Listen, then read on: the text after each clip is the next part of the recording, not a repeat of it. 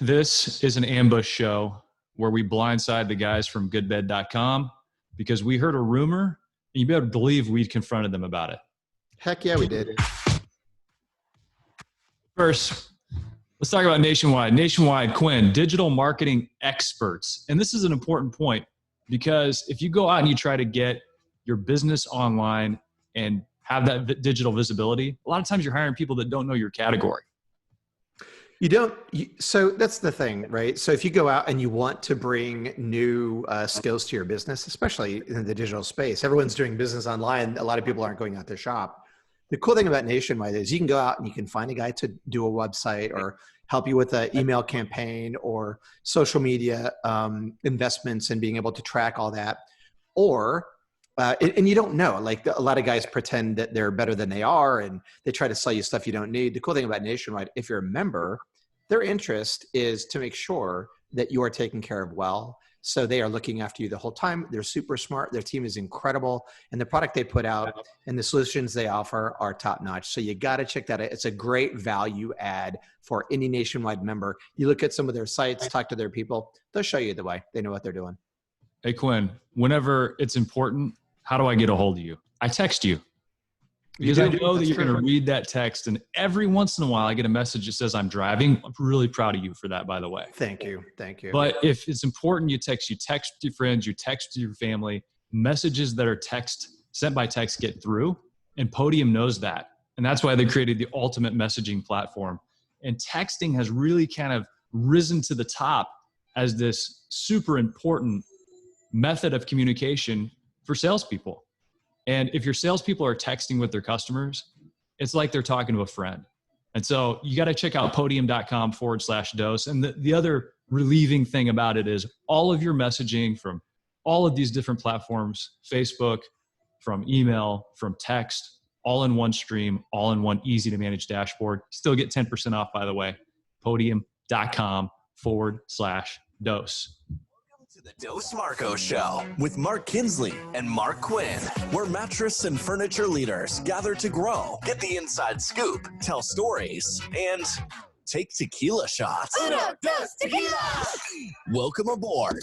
Here's your passport to a planet filled with the mattress industry's brightest minds and biggest ideas. Meet your guides. I'm Mark Kinsley, President and CEO of Englander. And I'm Mark Quinn, co-founder of Spink & Co. and VP of Sherwood Bedding. Together, they are Dos Marcos. The galaxy's greatest mattress podcast has liftoff in 3, 2, 1. I just want to put an exclamation point on that last piece of audio, the galaxy's greatest mattress podcast. I just want that set in stone right here, right now, because we brought on Jeff Cassidy and Mike Magnuson from GoodBed.com. This is a confrontation. Like this is, we're meeting in the schoolyard because we heard a dirty rumor that you guys are rolling out a mattress podcast. Really? Hell yeah, that's totally true. That's totally true. But in our defense, someone brought to our attention that there was already a mattress podcast out there claiming that they're the galaxy's greatest. So we listened to it. You wouldn't believe this podcast. I mean, how ridiculously bad it is. So we were like, this is crazy. These guys have no challengers. We could do so much better. So that's what really, I mean, it was really just to shut these two jokers out that we decided to start one. I think it's very, very important to point something out to you. We had an astronaut on our show. His name is Chris Cassidy, who has literally been to the space station on 2 separate occasions. He's lived there for a year of his life. We asked him on the show, have you ever once traveling in space come across a better mattress podcast? You know what he said? No. I believe it. What validation do you need? And Jeff, it's your brother, my man. Yeah, he's my brother, and he called me after that, and he was like, dude, you got to start another mattress podcast, because I was on the only one, and I couldn't lie. I had to tell them it was the best one because it's the only one I listened to. So can you please start one? Even if you vomit into the mic, it's going to be better than that garbage. No, that stuff hurts. I just want you to know. That's hurtful. Quinn's sensitive, you guys. My favorite part of this episode so far is watching you guys just bop around to the sound of your own theme intro.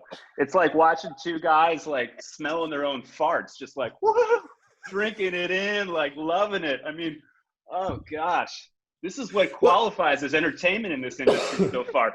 Cassidy and I have a green field. It's just an open green field here to come into here. Yeah, we're gonna talk more about this hack job routine. That's gonna. I don't even know where people can find it. People come to us for years and said, "Hey, man, I really want to start a podcast. What should I do?" And nobody's actually done it. Like nobody's taken any advice I've given after they've come to me. So it's either really awful advice or people aren't willing to do it. So I will believe it when I see it. But first, we got something we got to get to. Brand new segment on the show. It's all about driving foot traffic. Are you ready to drive more foot traffic? You bet I am. Hey, Mike Magnuson, you guys at GoodBed have what I think is a really cool foot traffic driving idea, and it's the Local Discovery Program. And did I get that right? LDP? You got it right. Yeah, you got it right. Yeah, we created a new program because we know that mattress shoppers are hard to find, right? In-market shoppers. We've talked about it many times, but we also know that focusing your ad dollars on finding them and targeting them effectively has been critical to the success of online retailers as a whole. And so we wanted to create a way for brick and mortar retailers to target in-market shoppers on goodbed.com. And so we created this program. We call it the Local Discovery Program. And essentially, it works in several ways, but the premise is that we will highlight your stores in context to people while they're shopping on GoodBed in various ways, and depending on the content that they're looking at that time. So for example, they're looking for stores in their area, or they're looking to research your store specifically, or they're researching brands that you carry, or they're taking the GoodBed quiz for that matter. We're able to highlight your stores in context, and we're able to provide them with critical details about your stores that meet kind of key shopper considerations, including things like your current sales and promotions, which are obviously super relevant to anyone who's in market right now. So that's kind of the premise. And it's worth noting that because GoodBed serves both online shoppers and local shoppers, it's actually one of the few ways that brick and mortar retailers can actually reach people who are in market, but might not otherwise be inclined to ever go to a physical store during their shopping journey. So we think it's a really powerful program, and there's a lot of kind of nuances to it. Another element that it also includes is the ability to utilize GoodBed video content on your website. So we've got a lot of facets of this program. It's all been built with direct input from retailers who have kind of come to us asking for these types of things. So we're really excited to roll it out in the coming weeks and months. And you have some examples of the ROI from dealers who have hopped on board. That's correct. Yeah, we can actually measure ROI based on some past work we've done in terms of our quiz. And just from the quiz alone, we can already trace a 15x ROI to this program based on how we've priced it, which is at $39 per store per month. So we really think we're kind of trying to position this and price it in such a way that it's a no-brainer for any retailer to be part of this. That's actually less than a chainsaw, for instance. It is, yes, which is kind of a common metric people use when they're pricing online. People always use a cup of coffee, but that doesn't work here. So I just picked anything arbitrary, and it's true. It's less than a chainsaw. It is true. I love it for our first ever foot traffic driving segment, because the customer journey so often starts online. And if they do start online, you want to have a chance at driving them into your store, and people can find out more information. How, guys? Reach out to us at goodbed.com. Jeff at goodbed.com is the best way. You can also hit me up at Mike at goodbed.com. Brought to you by Doorcounts, the only known treatment for traffic blindness. Nope, the UPS guy didn't come into your store 5 times today. Those were customers, and you have no idea what happened to them. Doorcounts is the cure for traffic blindness. Increase conversions, boost sales, and make customers happy. Visit doorcounts.com today. Quinn, how you sleeping, man? Sleeping well, actually. I've been experimenting a little bit with melatonin after our live read of that Atlantic article, and I'm kind of impressed with it, but I try not to take too much, but I'm sleeping pretty good. How about you? Yeah, actually really, really good. I had some tooth pain, had to get a crown replaced. You know, the crown cracks, you got to get it replaced. And it was waking me up in the middle of the night. But outside of that, man, sleeping all the way through the night, and I have been for weeks now. You know, I've talked to so many people that have really adjusted their kind of biological needs because of COVID. They're falling asleep, hopefully at a bedtime, but they're getting more sleep. Talked to lots of my friends who have lost weight. Um, you know, and this is an important topic for us because we want to make sure that if you're working in this business, you're super educated about sleep. Because if we can connect sleep to the products we sell, it's a much more emotional and meaningful conversation.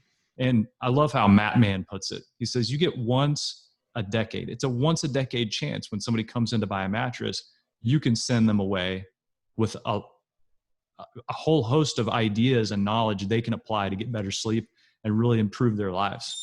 It's time to become a sleep superhero. So with that mission in mind, today's sleep tip is all about the dangers of Benadryl. I texted this to my friend Carter, who lives in New York City. He's like, every night I'm taking melatonin and Benadryl. So I come across this sleep tip. This is one that you can use on the sales floor. Lots of people get runny noses and take Benadryl or other histamine blockers. They make you feel sleepy. One thing leads to another. And the next thing you know, after struggling to sleep, you're taking a Benadryl cocktail every night to help you fall asleep. Stop immediately. A 2015 study published in the Journal of American Medical Association concluded using these anti-cholinergic medications long-term increased your risk of developing dementia. Ooh, Yeah. good to know. That's a good sleep tip. I didn't know that. That's more of a life tip. Yeah. Yeah. No kidding. You know, I think we should talk a little bit as we start. You guys, first of all, of course, we're all joking, right? I'm so excited that you two, and Kinsley and I have talked about this, are doing a podcast because, Mike, anytime you're featured at a live event, people flock to your sessions and the content is fantastic. Bras end up on stage. What's that? Bras end up on stage, roses. The bras and panties and phone numbers. But you know, it's funny because our relationship goes back. You were just getting started in the industry, and you were pretty early on. And Kinsley and I came to know you, and then later Jeff. But we've been hanging out with you guys. We have a tradition at Market, and dare I say, we've become pretty dang good friends over the years. And so it's so perfect. What's that? I may dare. Okay, You may all dare right, that. good. I don't want to overstep, but No. anyway, We might tradition even at agree with you. We do have a tradition at Market, and Quinn used to be a part of that tradition, which was awesome back in the day. until I had a customer one freaking time, okay, Oh, and then God. I couldn't. Every have- freaking time. Every Every time. time. You know, when you have customers, you have to make them the most important thing in your universe. So that's the only reason I would bag you people. But anyway, I'm glad you guys are doing this, and it's going to be part of the Dos Marcos universe. And you're going to be putting out some incredible content. So tell us a little bit about the idea behind it, what you guys are going to be talking about. Yeah, I mean, well, thank you for the kind words, and of course, welcome. yeah, we love what you guys do.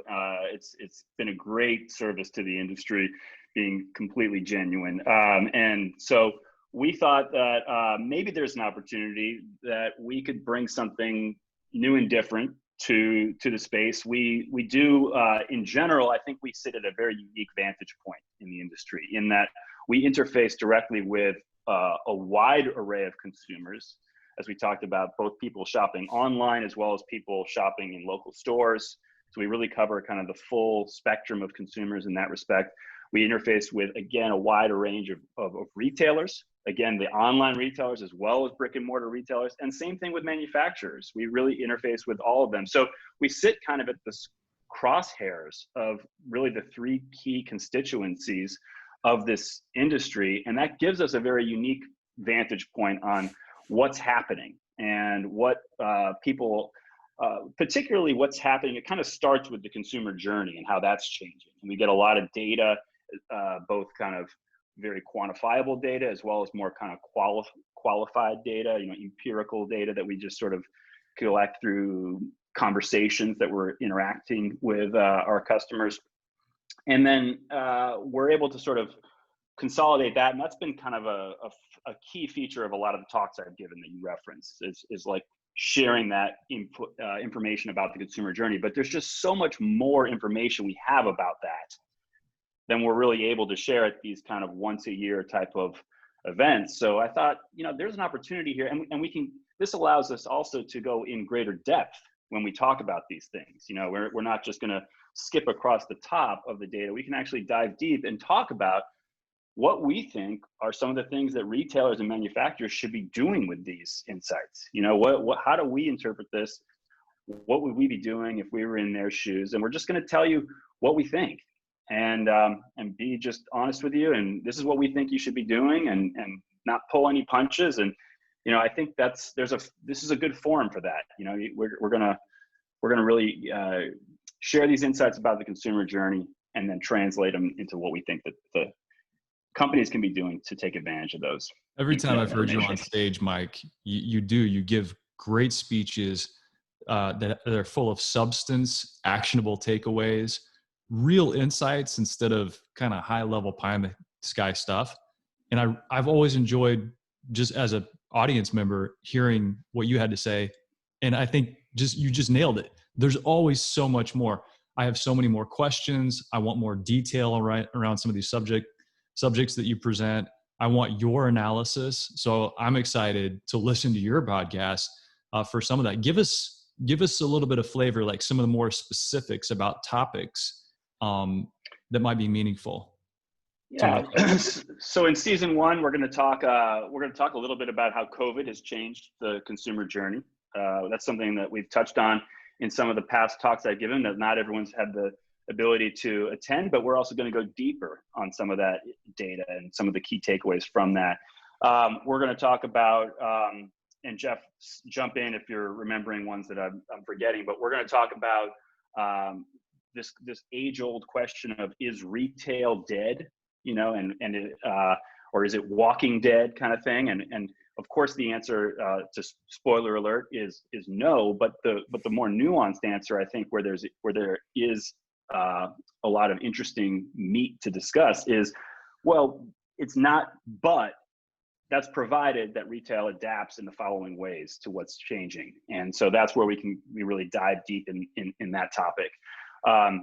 Jeff, what are some other topics? We also go a little bit more in depth in some of the things that you've hit on in a couple of betting conference talks, such as some of the existential threats to the industry.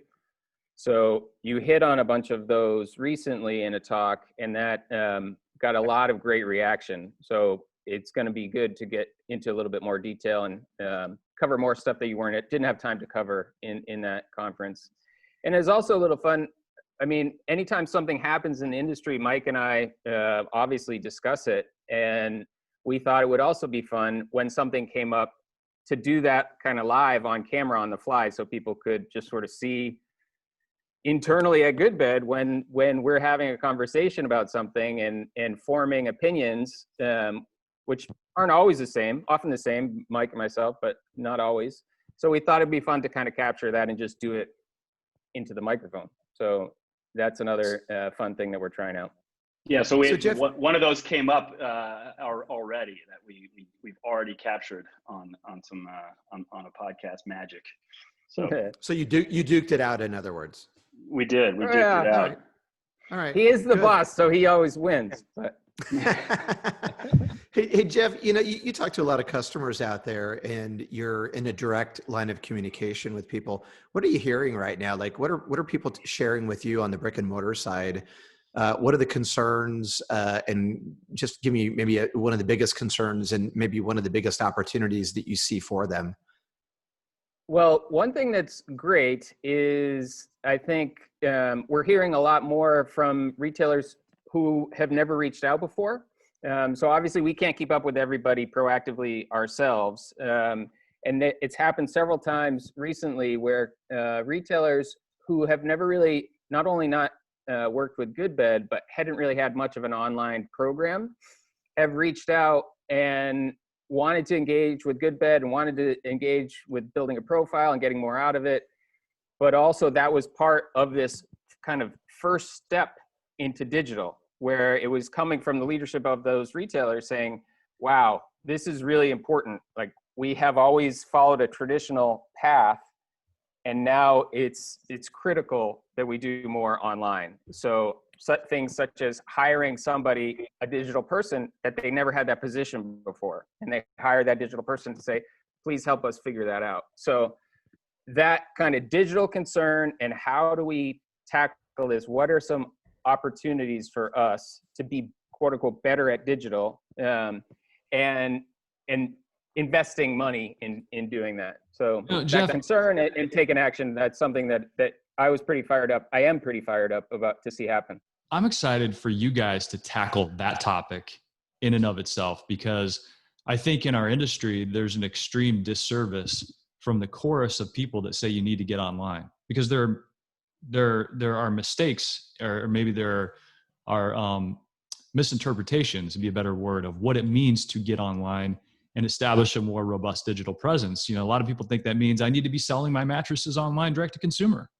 Well, as an independent retailer or a regional retailer, maybe that doesn't play to your strengths or the advantages you have in your marketplace. So what does your online visibility need to look like? How do you get in front of in-market shoppers in your area who do want to touch and feel and see? And so that topic alone, I think, has lots of legs, and there's lots of nuance there. And that, like you said at the beginning, Mike, you guys have a unique vantage point where you see this nexus of online and in-store and kind of where things are moving. So that, I think, is going to be a great 100%. And we can see best practices too across these various channels, within the various channels, what's working better than others. So we can really share insights from all that. But you're 100% right that there are some things that are become like maxims in the industry. Oh, you got to get online. That when you're skipping across the top surface of a topic, maybe that's all you take away from it, and then you end up implementing it in a way that really isn't the most effective way to implement it. And so we definitely want to take advantage of the opportunity to dive deeper into these topics, because that's a perfect example where there's so much nuance, and we've got some really clear opinions on how you should go about that, and what are the things to focus on, or what are the ways to consider what to focus on. I think it's also important to know how this fits into kind of a broader context of GoodBed itself. So up until recently, we've kind of been a platform completely independent, trying to cover everything, trying to be a place where any retailer could have a profile. We would try to have information about everybody and try our best to just keep up with everything, but not influence anything per se proactively. What we've seen in the industry is kind of the traditional side of the industry, and independent retailers in particular, kind of under attack on multiple fronts. And we see ourselves kind of in the same boat with them, and also realizing, hey, we have this powerful platform that we're trying kind of impossibly to keep up with every single retailer equally. We need to focus, and we also need to help independent retailers more. So we can do both of those things. We can focus on more on independent retailers, get them much more value out of GoodBed, and in the process of that, also deliver a more valuable and better experience for our users. So it's kind of in this critical we talked about existential threats. Those apply to GoodBed as well. So these changes of us trying to help independent retailers more are also us trying to take a more proactive direction with GoodBed and the platform that we have. What are you guys seeing? I mean, talk about those threats. I mean, if we were going to get into some of the nitty gritty and say, hey, you as a retailer, us in the mattress industry as a whole, are facing these threats. I've heard you talk about cheap Amazon mattresses and some of those threats in the past. What are they today?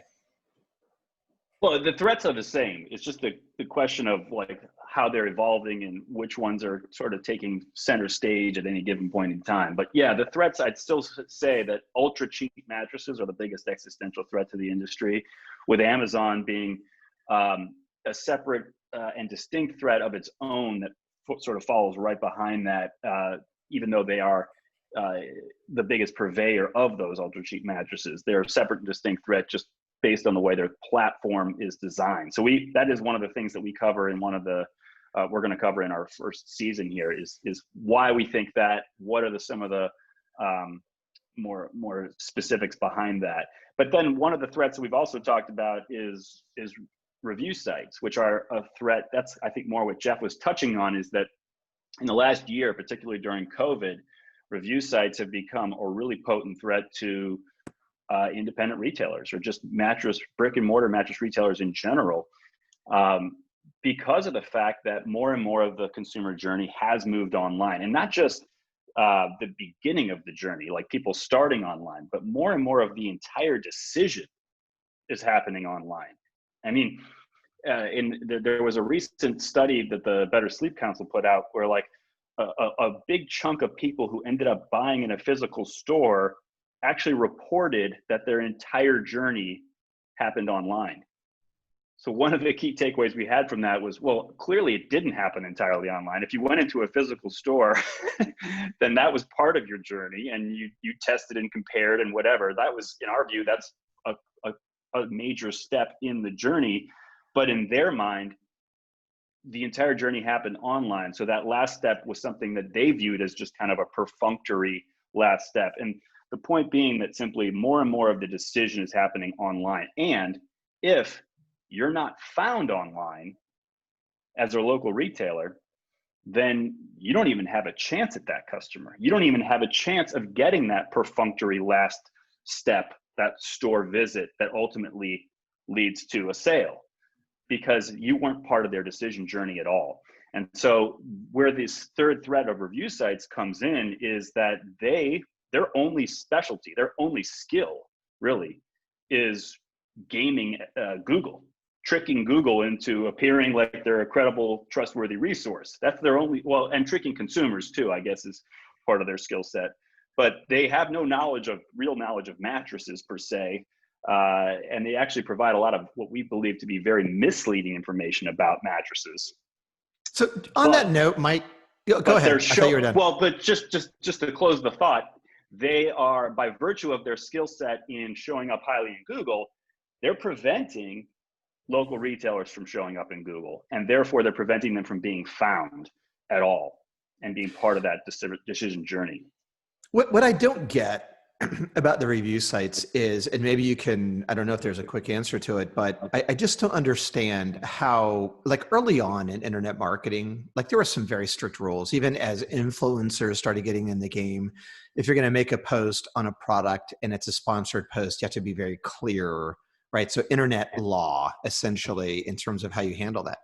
Why is it that the review sites are so able to present themselves in a very dishonest way as a unbiased source of information? And so they may have to have a disclaimer, but it feels like to me that like it's so small, and you know what I'm saying? Like, I don't understand why the law has not caught up to those guys yet. I don't think it's not just our industry. It's not, although I ask people in other industries, anytime I have the opportunity to talk to someone who's got on the ground familiarity with this type of thing in another industry, I'm always looking to compare notes and see like how this industry compares to others. And from every data point I've ever gotten, we find ourselves in the lovely position of being on the leading edge of spamminess as it relates to this type of activity. We've attracted the best of spammers, it seems. So I don't know that other industries have it quite as bad as we do. However, I don't think it's a matter of the law needing to keep up with this. It's more of the enforcement of the law. I think the law is pretty clear. The FTC I actually attended a session a few years ago. Some players in the mattress industry, like this would be 7 years ago maybe, a few players got in trouble with some claims they were making about their products with the FTC. And so one of the industry groups brought in a guy from the FTC to speak at Vegas Market. And I attended that session because it was super informative to hear, like, what are the rules? And this is long before we had this problem, at least with anywhere near the kind of acuteness we have today of review sites. But he was really clear that like the rules are that you have to disclose things, if it would be relevant to the average person in making their decision or in evaluating the information that's on the page, if they would find this background thing that you would be disclosing relevant, then you have to disclose it prominently. And depending on how relevant they think it is like how prominent it needs to be. Like, so if it's like super relevant, it needs to be super prominent. Like, this is kind of how he explained the rules. So I don't think the rules are at fault. I think it's just that the enforcement of those rules has been completely lax. And as a result, people have been getting away with a lot. And I kind of frankly think that the FTC has been sort of asleep at the wheel as it relates to this. And maybe it's because they're cooking up, antitrust cases against Facebook and things like that. They got bigger fish to fry, but nonetheless, it's we're in a situation where we really could use some refereeing, is what we really need. What are some examples of the information that would be highly relevant to the consumer that should be displayed more prominently? So in my mind, one thing that comes immediately to the forefront is the compensation for certain mattresses on a site. Because if you go to a website, it says the 5 best mattresses for side sleepers. We know that any best mattress list is a red flag in and of itself. But beyond that, it seems to me that if you just went down the list and from 1 to 5, number 1 is compensated more highly, and it goes down 2, 3, 4, and 5. That to me is as a consumer who's trying to navigate a confusing process would seem relevant. It is relevant that you should put on the list? What else goes on there? Yeah, well, I mean, one that would be at the very top of the list to me would be corporate ties.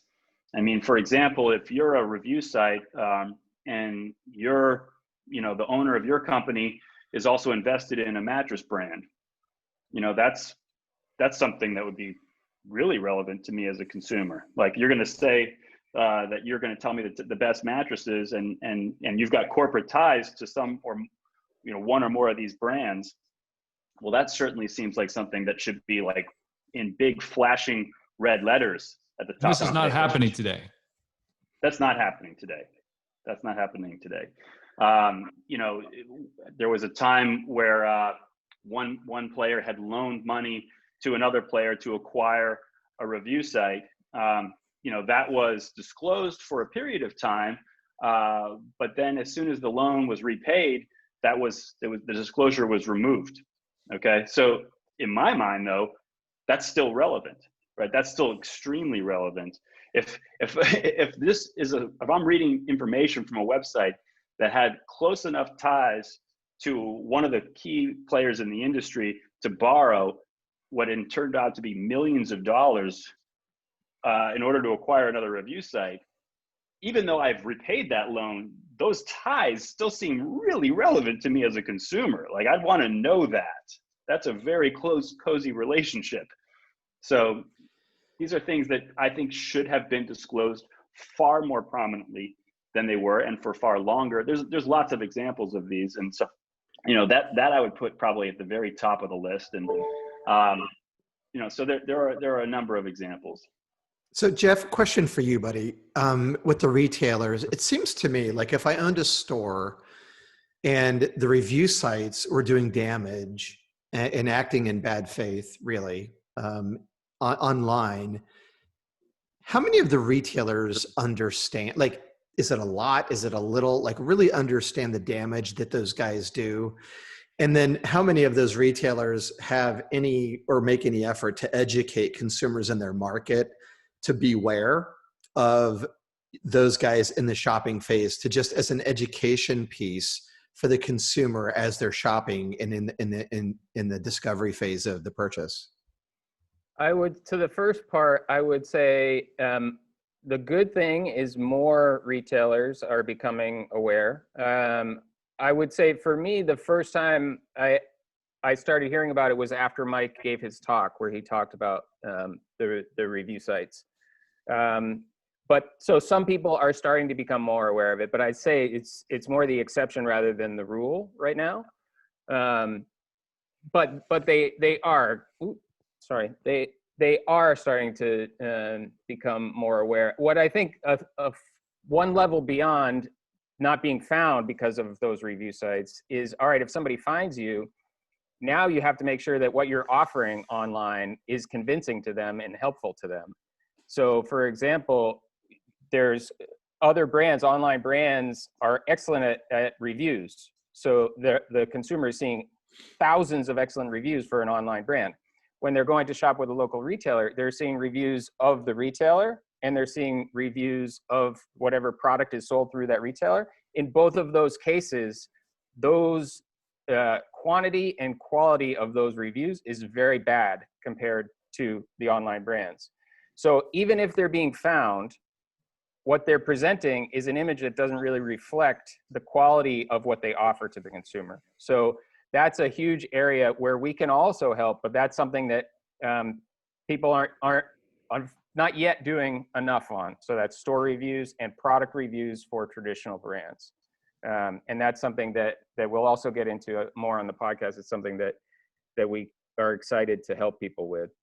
Yeah, that's a major issue. That's a major issue for traditional brands who offer incredible quality, who have retailers that know how to service the customer, that serve their communities, but don't get put into the consideration set just because of some stars and some customer feedback.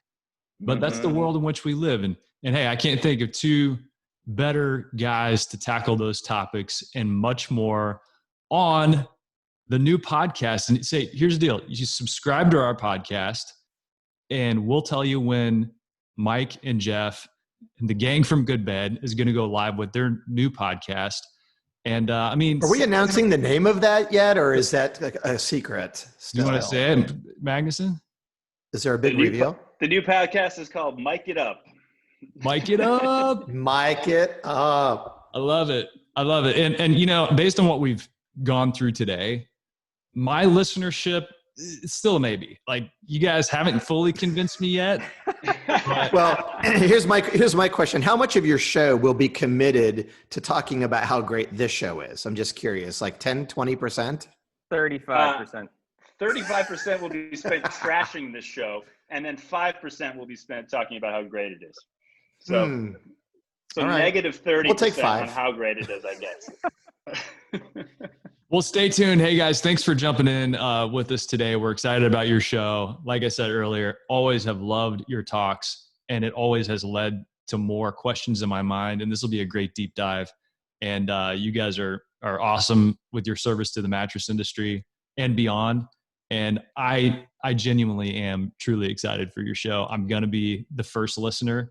And we've got more announcements even beyond this about kind of this new and wonderful world that we're creating. And we're excited to be a part of it with you guys. Looking forward to it as well, guys. Thanks for having us on, and thanks for what you guys do. Break a leg, boys. Bounce on it.